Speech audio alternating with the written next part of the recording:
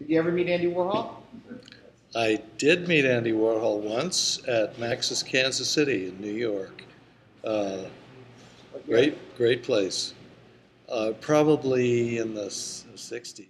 In New York from what years? No, I lived in Chicago, but I used to go to New York to look at art for the Society for Contemporary Art at the Art Institute in Chicago.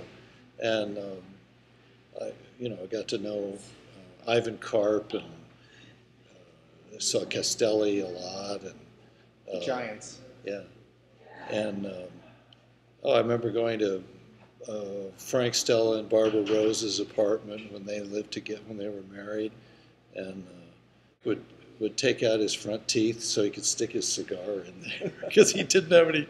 He didn't have two front teeth. Yeah, yeah. It was very funny. And Henry Gelthauser, you said you had a... Henry, I knew when I was at Harvard, and he was a graduate student at the FOG, and we used to go to parties and hang out a little bit, but to New York and knew everybody after that. So. And Warhol's, what was your first introduction to Warhol's art? When was it?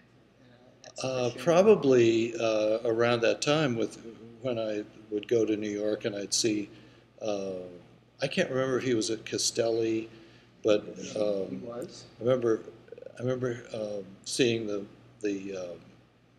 Brillo boxes and some of the soup cans, and then there was a fellow named, I think it was David Dow. He was doing miniature Warhols, these tiny little paintings that were very beautiful little things, but they were appropriations of Warhol's bigger paintings. It was interesting. Great. So, what do you walk into the show? What type of memories get conjured up? I mean, this is a massive show. Can you talk a little bit about the show? Your first impressions of it? Oh, it's just a beautiful show. It's very evocative of, so many things. Edie Sedgwick and that era.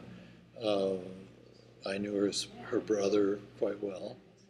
Seeing Marcel is beautiful. These pictures of Marcel remind me of the time Paul Matisse, who was a classmate of mine, we met on the street and he invited me to dinner, and there was Marcel sitting in his fan chair and had his little chest set in front of him, but we looked at his suitcase full of miniatures and little miniature toilet and all kinds of little toys that he'd made, and it was just wonderful.